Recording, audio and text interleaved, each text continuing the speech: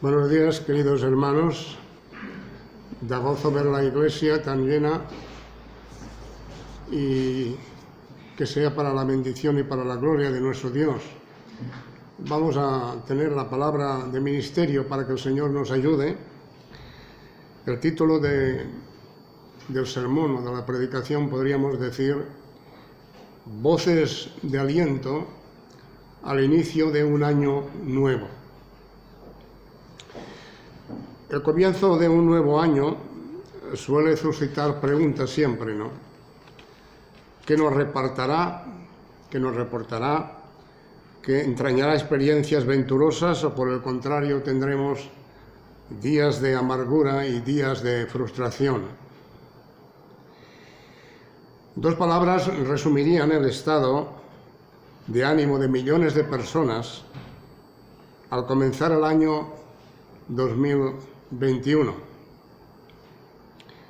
Incertidumbre es una palabra y la otra palabra es ansiedad. Sin embargo, el creyente que da oídos a la palabra de Dios percibe voces que eliminan o calman la congoja. Estas voces llegan a nosotros a través de numerosos textos de la Escritura o de la palabra de Dios. Y aquí analizaremos el capítulo 40 de Isaías.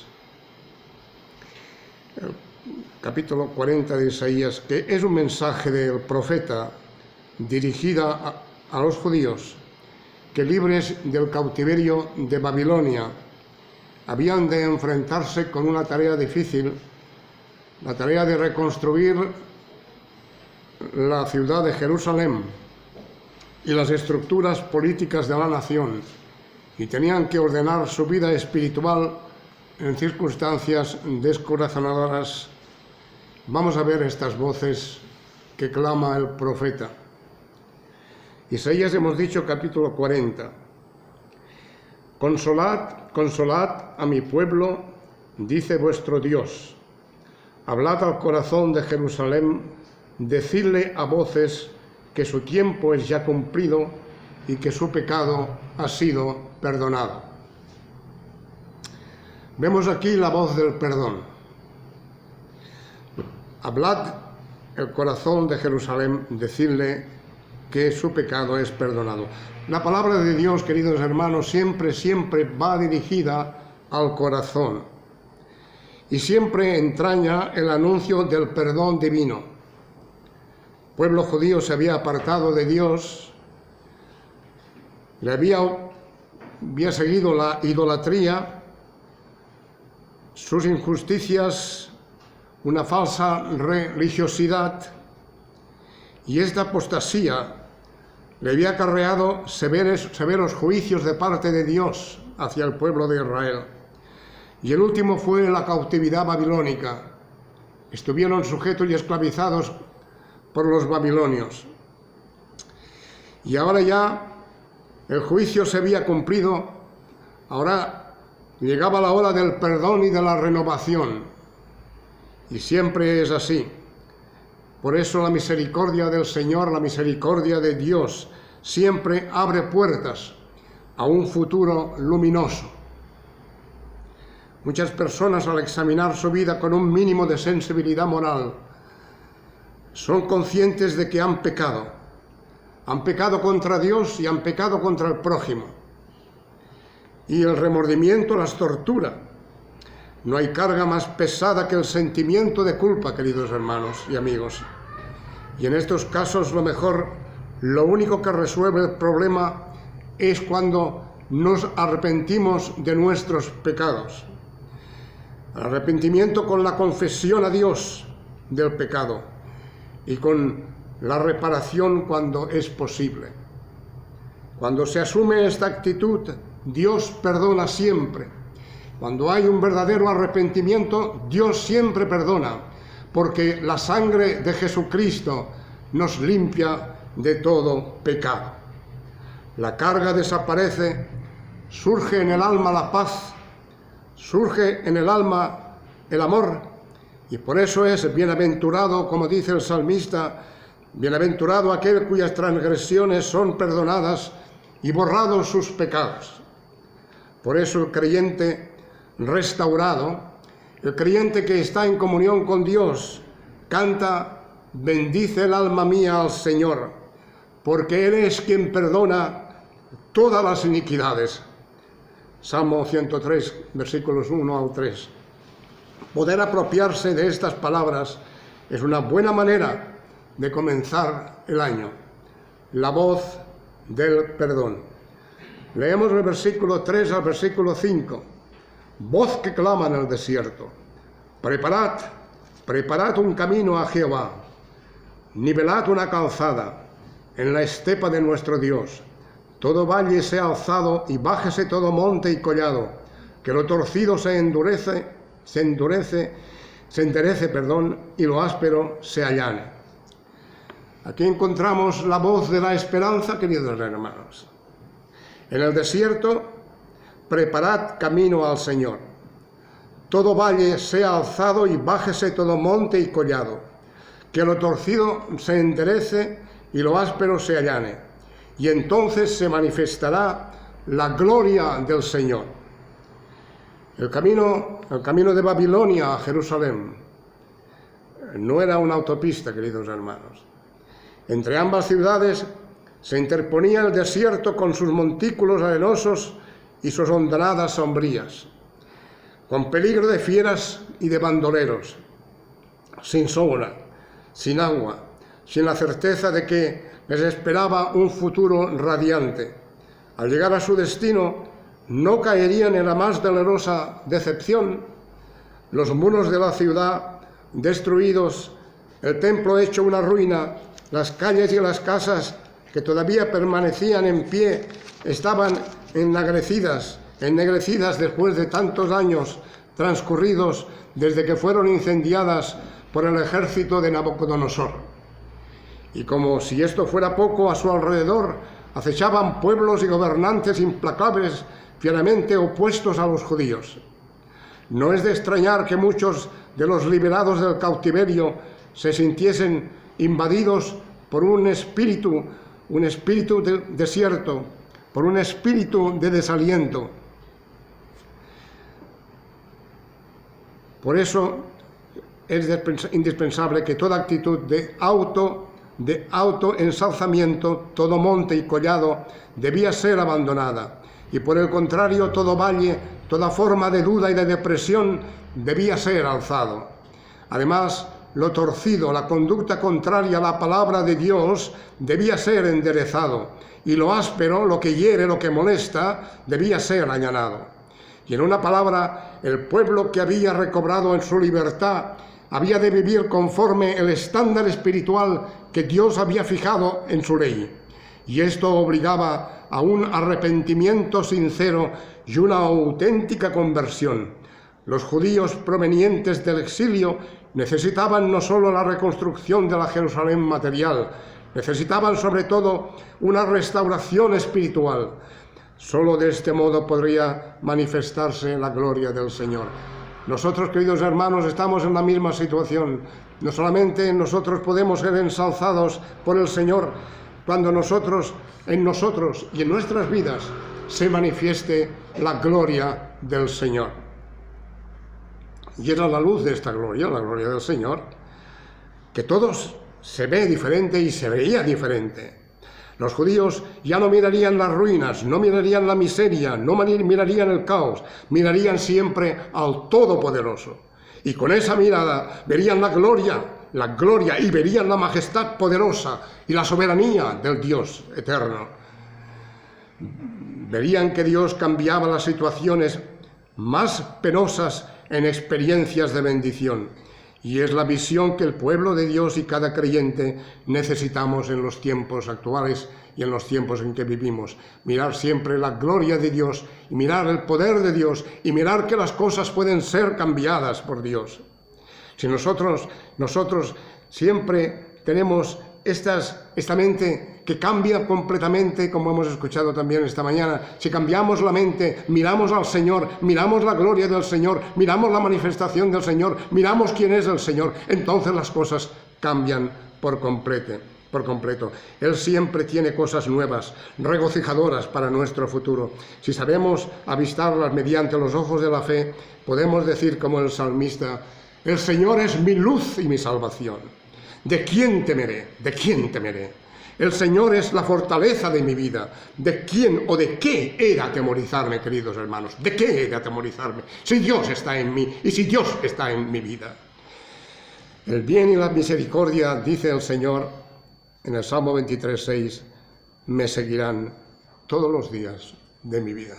No un día, sino todos los días de mi vida. Versículos 6 al 10, dice así: voz que decía, da voces, da voces. Y yo respondí, ¿qué tengo que decir a voces? Que toda carne es hierba, toda gloria como la flor del campo. La hierba se seca, la flor se marchita, porque el viento de Jehová sopla en ella. Ciertamente como hierba es el pueblo, la hierba se seca, se marchita la flor, mas la palabra de Dios vive, permanece para siempre. Súbete a un monte alto, anunciadora de Sión, levanta con fuerza tu voz, anunciadora de Jerusalén, levántate sin temor, di a las ciudades de Judá: ved aquí al Dios vuestro, he aquí Jehová el Señor vendrá con poder, su brazo dominará, he aquí que su recompensa viene con él y su paga delante de su rostro. La voz del realismo existencial, queridos hermanos. Este pasaje, la voz llama la atención sobre la existencia humana. El perdón divino no garantiza, queridos hermanos, una vida gloriosa sobre la tierra. La palabra de Dios siempre la palabra de Dios es realista totalmente. En el texto que consideramos se enfatiza la importancia de esta verdad. La voz divina dice al profeta: da voces, que es lo que tenemos que hacer. El que es creyente, tiene que evangelizar. El que es creyente tiene que dar voces para manifestar lo que estamos diciendo en esta mañana aquí, ¿no?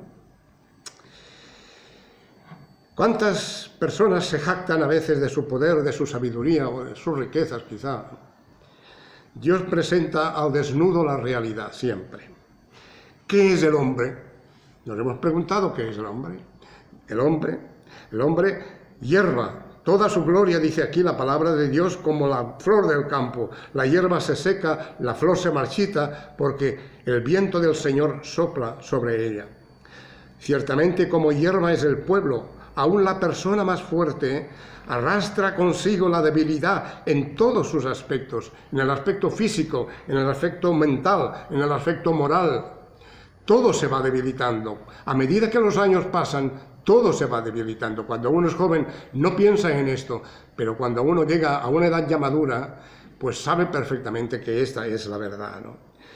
Si la adversidad le golpea con fuerza reiteradamente, el hombre acaba derrumbándose. Si la tentación le asedia con dureza, cede a la tentación. Paulatinamente se va debilitando, aumentan los achaques y en el momento menos pensado una bacteria invisible, un virus, hace de que venga la muerte y venga realmente lo temible y lo temido por el hombre. Esta vida es breve, lo dice la palabra de Dios.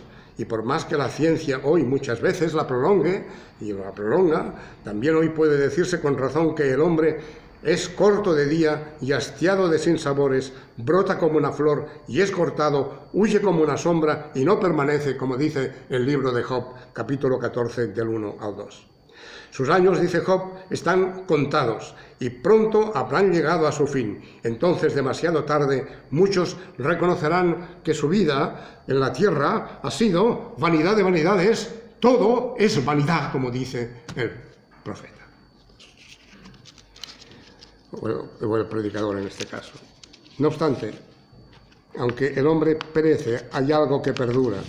La palabra de Dios permanece para siempre, hemos leído, y en las Escrituras esta expresión se halla en algunas ocasiones. La palabra de Dios permanece para siempre. Permanece su palabra de juicio, pues juicio es la mortalidad humana. La hierba se seca y la flor se marchita, porque el viento del Señor sopla en ella. Pero igualmente permanecen las palabras del perdón y las múltiples promesas de bendición que Dios ha dado a cuantos de corazón se vuelven a Él. El Señor siempre nos tiene presentes, siempre está a nuestro lado. Yo estaré con vosotros hasta el fin del mundo, dice la Escritura. Mi vida se va consumiendo, mi vigor me va dejando, veo en torno mío peligros y duras pruebas, todo lo cual quizá aumentará a lo largo del año, puede ser. Pero la palabra de Dios me habla, y la palabra de Dios que me está diciendo, no temas porque yo te redimí. Yo te redimí, dice la palabra de Dios. Qué expresión más hermosa para el creyente, qué palabras más maravillosas realmente. Cuando pases por las aguas, dice la Escritura, una vez más, cuando pases por los ríos, mira, los ríos no te anegarán. Y cuando pases por el fuego, cuando pasemos por el fuego, no te quemarás. Y la llama dice, la llama no puede resistir. Queridos hermanos, Dios fiel no permite que sus hijos sean probados más de lo que son capaces de soportar, sino que juntamente con la prueba Él da la salida. Y si esto es así, y lo es, todo creyente puede decir, en Dios he confiado, no temeré. Mientras experimenta las variopintas vivencias existenciales de la vida, conlleva, por encima de toda otra súplica, el creyente clamará, habla, Señor. Cuando su voz llega a mí, mi alma revive porque su palabra permanece para siempre. Siempre ilumina, siempre vigoriza. La palabra del Señor siempre salva. Ahora por el tiempo, vemos el versículo 9 al versículo 31, pero por el tiempo vamos a considerarlo por encima. La voz que revela a Dios también hay que anunciarla, y hay que decirla y hay que proclamarla. La voz que revela a Dios. Dice, súbete sobre un monte alto, hemos leído, anunciadora de Sión, levanta con fuerza la voz, di a las ciudades de Judá, ved aquí al Dios vuestro. Versículo 9. Y a partir de este versículo se hace una descripción admirable de las características que tiene Dios, probablemente las más alentadoras. Versículo 10 hemos leído que dice, he aquí que Jehová el Señor vendrá con poder, su brazo dominará, he aquí que su recompensa viene con él y su paga delante de su rostro. Señor poderoso. Tenemos un Señor que es poderoso. A lo largo de toda la historia de Israel, Dios se había manifestado como el Shaddai, el Todopoderoso, queridos hermanos. El Rey Supremo en el cual ningún otro poder puede prevalecer. Él quita reyes, Él pone reyes, dice el libro de Daniel. Su brazo los juzga a todo y retribuye a todos según los principios de su justicia. Los israelitas habían aprendido que el que habita al abrigo del Altísimo mora bajo la sombra del Omnipotente. Su poder es ilimitado, es suficiente para librar a su pueblo de peligros y calamidades, y aún en medio de aflicciones, hacerlo vivir en apacible bienestar. ¿Cuántas experiencias podemos nosotros decir los creyentes en nuestra vida? Cuando parecía que todos teníamos en contra, cuando parecíamos que estábamos condenados a una enfermedad, a lo mejor lo pasamos mal en momentos de falta de trabajo, cuando parecía que íbamos a ahogarnos, el Señor poderoso viene y el Señor poderoso actúa en nosotros y, como hemos dicho, nos cambia el dolor, pues se cambia completamente en paz y en tranquilidad. El Señor está aquí para hacer vivir en bienestar al creyente. Lo que la voz proclama en este versículo tiene además un carácter profético, ¿no? Apunta el día de la plena restauración de Israel, pero más allá del retorno del pueblo judío a su tierra, proclama el hecho paradójico de la encarnación del Salvador. ¿Es verdad que Cristo vino a esta tierra con una apariencia de qué? ¿De rey? ¿De realeza? No. El Señor vino aquí en una apariencia de debilidad. No. Él vino en una actitud o en una calidad de siervo. Era una venida de humillación. Filipenses capítulo 2, verso 8 nos dice, Él siendo Dios se humilló y se humilló al sumo. Se humilló hasta lo sumo, en forma de siervo. ¿Para qué? Para vivir y para morir por cada uno de nosotros. Se entregó por cada uno de nosotros en esta posición y en esta situación. La cruz es la expresión de la impotencia a veces cuando Él vino para cargar nuestros pecados, para que pudiéramos cambiar la vida, para que pudiéramos recibir las bendiciones de Dios. Entonces, cuando Él viene en esta actitud, sufre lo indecible por cada uno de nosotros. Cristo viene a la tierra en una apariencia de debilidad. La cruz es expresión de impotencia. Había mucho de realismo en las palabras que algunos que contemplaron la crucifixión de Jesús, a otros salvó, a sí mismo no se puede salvar. Pero una vez cumplido el propósito de la cruz, una vez cumplido lo que Él había venido a cumplir, la expiación del pecado, la debilidad del crucificado tras la resurrección, daría lugar al poder ilimitado del Hijo de Dios. Yo he venido para que tengan vida y para que tengan vida en abundancia. Yo he venido para que tengan realmente la victoria sobre la muerte. Después de la muerte viene la resurrección y después de la resurrección viene el estar para siempre con Cristo Jesús. Aquel que vino en debilidad ahora se manifiesta en poder. Él viene a establecer un reino nuevo para que nosotros vivamos en este reino que Él ha realizado y ha abierto. Dios lo exaltó entonces a Jesús sobre todas las cosas y le dio un nombre que es sobre todo nombre, para que en el nombre de Jesús se doble toda rodilla. Toda potestad me es dada en el cielo y en la tierra, dice el Señor Jesús. Con su poder, el Señor a lo largo de los años controla la historia del mundo, especialmente la de su pueblo, y le da a cada uno de sus redimidos. Cualquiera que sean las circunstancias de su futuro, el cristiano puede decir con Pablo, todo lo puedo en Cristo que me fortalece. Queridos hermanos, todo lo puedo en Cristo que me fortalece. Avanzando en el versículo 11, leemos que Él es, nuestro Dios es pastor solícito. Dice, como pastor apacentará su rebaño, en su brazo llevará a los corderos, junto a su pecho los llevará, pastoreará con ternura a los recién paridas. Pocas metáforas son tan importantes y tan expresivas y muestran el carácter y la acción de Dios como la del pastor. Él es el pastor. Ya en los días del Antiguo Testamento se invocaba a Dios como el pastor de Israel.